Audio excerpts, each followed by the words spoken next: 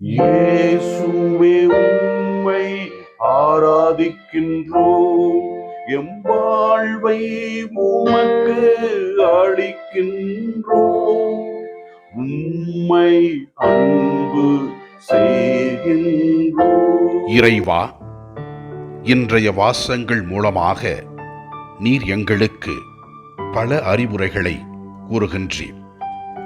நாங்கள் உமக்கு ஏற்றவர்களாக வாழ வேண்டும் என்றும் நன்றி உள்ளவர்களாக இருக்க வேண்டும் என்றும் அழைத்தலுக்கு ஏற்ற வாழ்க்கை வாழ வேண்டும் என்றும் நாங்கள் உமக்கு பணி செய்யும் பொழுது பலர் எங்களுக்கு உதவுவார்கள் என்பதை தெல்லம் தெளிவாக புனித சின்னப்பர் வழியாக முதல் வாசகத்தில் விளக்குகின்றீர்.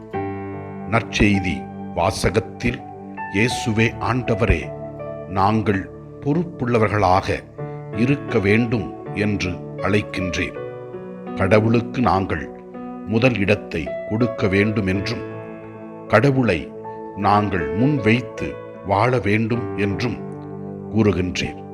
இதனை உணர்ந்து நாங்கள் நன்றி உள்ளவர்களாகவும் பொறுப்புள்ளவர்களாகவும் இந்த உலகத்தில் வாழ நீர் எங்களுக்கு அருளை கொடுத்து கொண்டிருக்கிறீர். நீர் கொடுக்கின்ற எல்லா அருளுக்காகவும் ஆசீர்வாதங்களுக்காகவும் நீர் செய்கிற அற்புதங்களுக்காகவும் நாங்கள் உமக்கு நன்றி கூறுகிறோம், உம்மை ஆராதிக்கின்றோம்.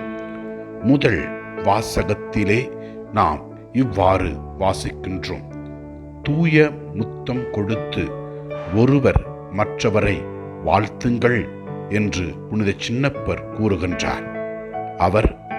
அவருக்கு எல்லோரும் உதவி செய்தார்கள் என்றும் உதவி செய்தவர்களுக்காக இறைவனுக்கு நன்றி கூறுகிறார்.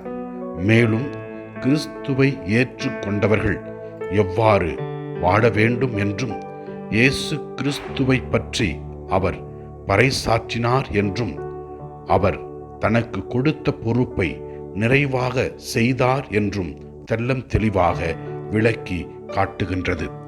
நற்செய்தி வாசகத்திலே நாம் இவ்வாறு வாசிக்கின்றோம்.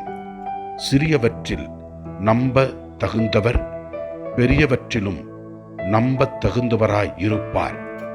மிகச் சிறியவற்றில் நேர்மையற்றவர் பெரியவற்றிலும் நேர்மையற்றவராக இருப்பார் என்றும் நாம் இறைவனுக்கும் பணத்திற்கும் பணி செய்ய முடியாது என்றும் தெல்லம் தெளிவாக இயேசு கிறிஸ்து விளக்குகின்றார்.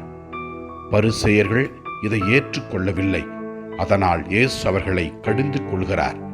வெளிவேடத்தை விட்டுவிட்டு நல்வாழ்க்கை வாழ வேண்டும் என்று அவர்களுக்கு அழைப்பு விடுக்கின்றார். ஆண்டவரின் அருள் பிரசன்னத்தில் இருக்கிற நாம் இறைவன் நமக்கு எவ்வளவோ ஆசீர்வாதங்களை கொடுத்திருக்கிறார்.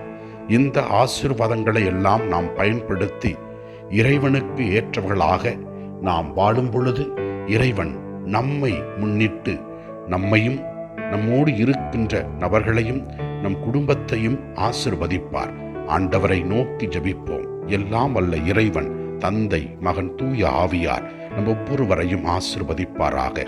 இயேசுவுக்கு புகழ். மரியே வாழ்க. ஆமென்.